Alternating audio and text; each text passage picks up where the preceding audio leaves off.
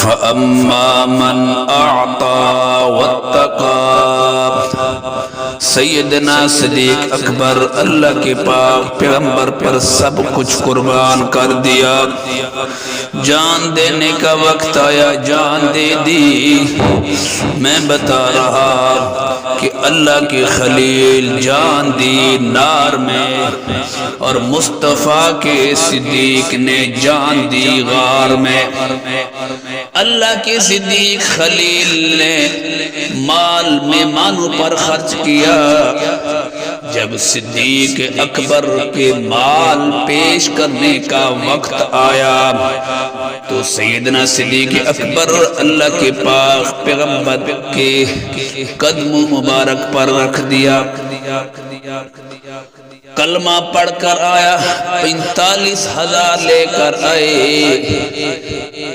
اور جب ہجرت کی 5,000 لے کر آئے. غزوہ تبوک میں پہنچے، گھر میں جھاڑو دے دیا. علامہ سیوطی رحمۃ اللہ علیہ تاریخ الخلفاء میں لکھتے ہیں سیدنا صدیق اکبر رضی اللہ تعالی عنہ اپنے مکان کے دیواروں پر ہاتھ لگا رہا ہے. پوچھا گیا سیدنا صدیق اکبر کیا کرنا چاہتے ہو؟ سیدنا صدیق اکبر نے کہا سوئی دھاگا تلاش کر رہا ہوں، وہ بھی محبوب صلی اللہ علیہ وسلم کے قدموں میں جا کر رکھ دوں. یہاں تک جو جسم پر کپڑے پہنے ہوئے تھے وہ بھی اتار کر دے دیے. ٹاٹ اور بوریا کے لباس پہن کر جب اللہ کے پاک پیغمبر صلی اللہ علیہ وسلم کے سامنے آئے تو اللہ کے پاک پیغمبر نے یوں نہیں کہا سیدنا صدیق اکبر تو نے مال تھوڑا کیوں لے آیا؟ عمر تو مال زیادہ کیوں لے کر آیا؟ اللہ کے پاک پیغمبر صلی اللہ علیہ وسلم نے پوچھنے کا انداز بھی بدل دیا. فرمایا صدیق کتنا مال لے آیا ہو، کتنا چھوڑ کر آیا؟ کیونکہ عمر کے پاس مال بہت کچھ تھا. سیدنا صدیق اکبر کے پاس جو کچھ تھا محمد کریم کے قدموں میں رکھ دیا. تو سیدنا صدیق اکبر نے کہا محبوب ترکت فی بیتی حبک وحب اللہ اور رسول کی محبت گھر چھوڑ کر آیا ہوں، جو کچھ تھا لا کر محمد کریم تیرے قدم میں رکھ دیا. تو علامہ سیوطی رحمۃ اللہ علیہ نے لکھا جب جبرائیل آسمان تو اتر کر آئے سلام کیا، اللہ کے پاک پیغمبر صلی اللہ علیہ وسلم نے دیکھا جبرائیل تو نے ٹاٹ کا لباس کیوں پہنا ہوا ہے؟ جبرائیل امین نے عرض کی اللہ کے محبوب مجھے نہ دیکھ، ذرا اپنی نگاہ مبارک آسمان کی طرف اٹھائیں. تو اللہ دے پاک پیغمبر نے دیکھا 70,000 فرشتے اسی لباس میں ملبوس تھے. اللہ کے پاک پیغمبر صلی اللہ علیہ وسلم نے فرمایا یہ کیا منظر ہے؟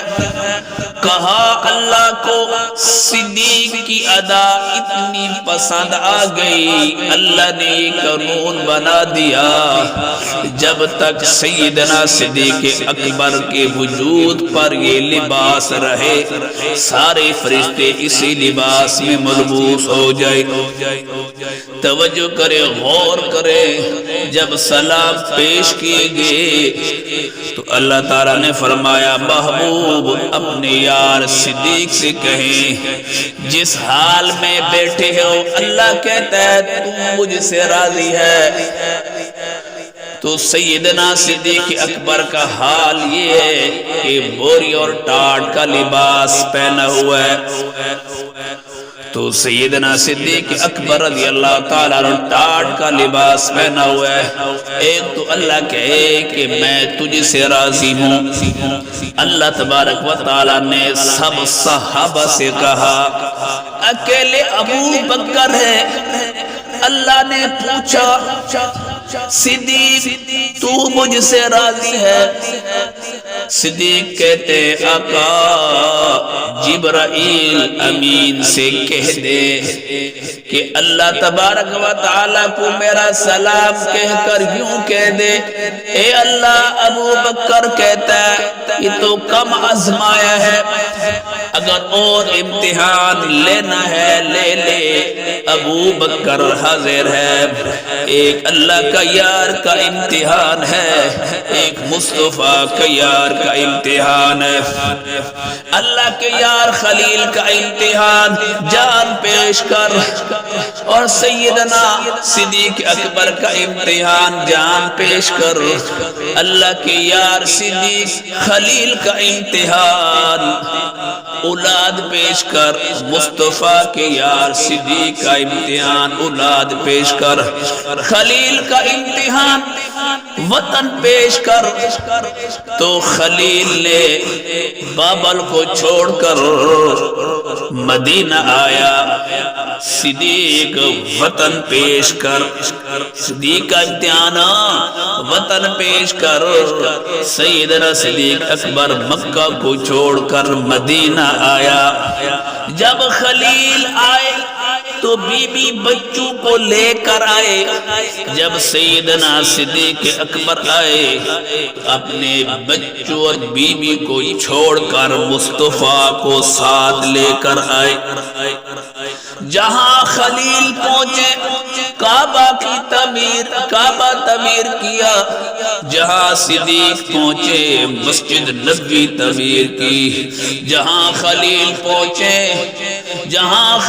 پہنچے اس زمین کی قیمت ادا نہیں کی گئی. جہاں صدیق پہنچے اس زمین کی قیمت صدیق اکبر نے ادا کی. جہاں کعبہ بنا وہ عظمت کی جگہ ہے، وہ تقدس کی جگہ ہے. جہاں مسجد بنی جو سیدنا صدیق اکبر نے زمین لے کر دی. اللہ کے پاک پیغمبر اس زمین کی عظمت بیان کرتے ہوئے فرمایا ما بین من بیتی و منبری روضۃ من ریاض الجنہ. یہ جنت کا ٹکڑا ہے. صدیق کے متعلق جنتی ہونے میں شک کرنے والوں ذرا اتنا تو سوچو کہ صدیق وہ ہے جس نے اپنے ہاتھوں سے جنت خرید کر قیامت تک مسلمانوں کے لیے اس کو وقف کر دیا. خلیل اولاد پیش کر. خلیل نے حضرت اسماعیل علیہ السلام کو پیش کیا. صدیق اولاد پیش کر.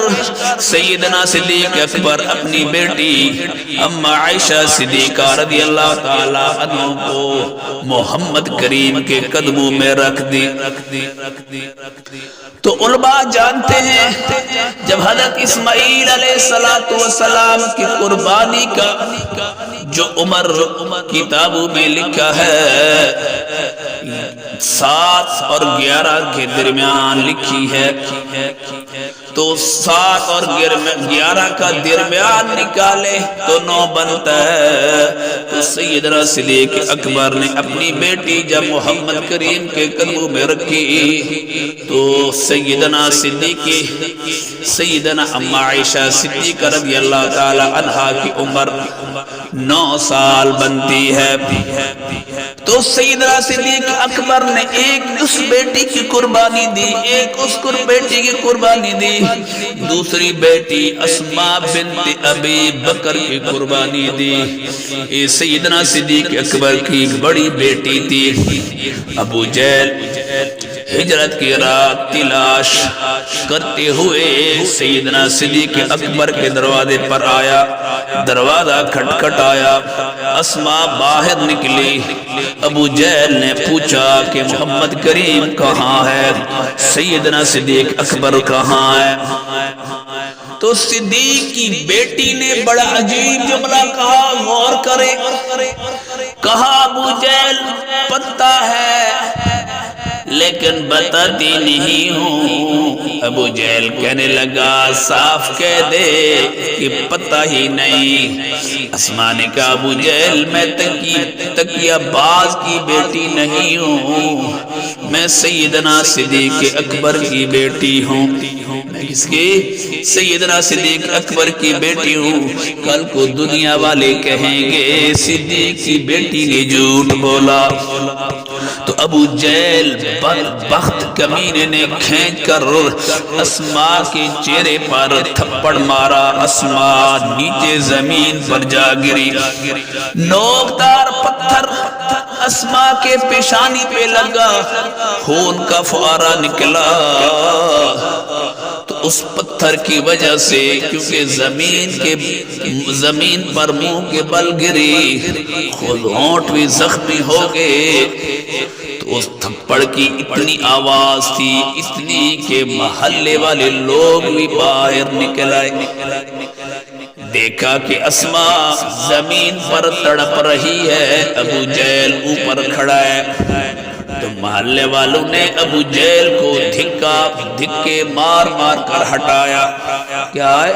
دھکے مار مار کر ہٹایا اور اسماء کو اٹھا کر گھر بھیجا۔ اس بیٹی نے واویلا نہیں کیا۔ گھر جانے کے بعد سب سے پہلے اپنے مرہم پٹی کرنے کے بعد کھانا تیار کیا، کیونکہ محمد کریم اور سیدنا صدیق اکبر غار میں انتظار کر رہے ہیں۔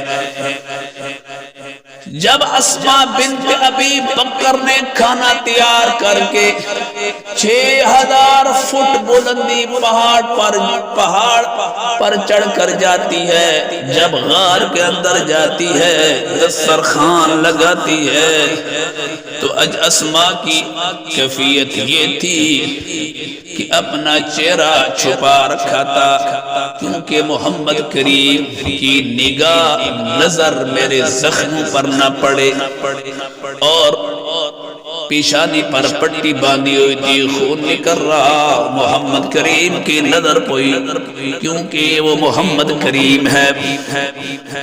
پوچھا، اللہ کے پاک پیغمبر نے فرمایا اسماء بیٹی یہ کیا بات ہے؟ اسماء نے سر جھکا لیا۔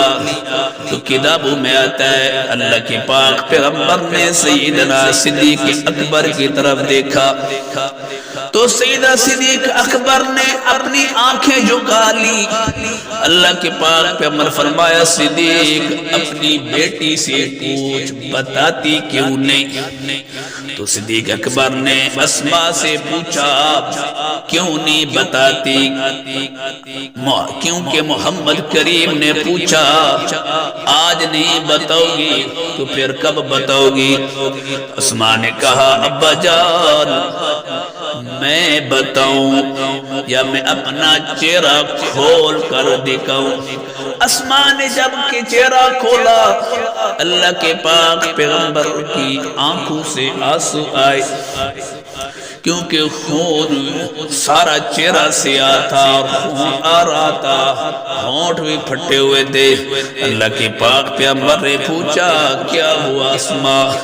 اسماء نے سارا واقعہ بتایا کہ ابو جہل آیا، راز پوچھنا چاہتا تھا، محبوب صلی اللہ علیہ وسلم میں نے وہ راز نہیں بتایا، ابو جہل نے مجھے تھپڑ مارا اور میں زمین پر جا گری، نیچے پتھر پڑا تھا، منہ کے بل گری، وہ پتھر میرے ہونٹوں پہ لگا، ہونٹ بھی پھٹ گئے اور دانت ٹوٹ گیا۔ تو رحمت للعالمین کی آنکھوں میں آنسو آئے۔ اللہ کے پاک پیغمبر صلی اللہ علیہ وسلم غمگین ہوئے۔ تو میرے بھائیو دوستو، اللہ تعالیٰ صدیق کی تیسری صفت اللہ نے بیان کی وصدق بالحسنی، کہ صدیق کا کام یہی ہے کہ محمد کریم کی بات کی تصدیق کرے۔ جب قوم پیغمبر کی بات کا انکار کر رہی ہوگی تو وہ ابو بکر ہوگا جو پیغمبر کی تصدیق کرے گا۔ فَأَمَّا مَنْ أَعْطَى وَاتَّقَى، صدیق اکبر نے محمد کریم پر سب کچھ قربان کر دیا۔ وَاتَّقَى، صدیق وہ ہے جو سب سے زیادہ متقی پرہیزگار ہے۔ فَأَمَّا مَنْ أَعْطَى وَاتَّقَى وَصَدَّقَ بِالْحُسْنَى، صدیق اکبر نے سب کچھ دے دیا۔ صدیق اکبر وہ ہے جو سب سے زیادہ تقوی والا ہے۔ تو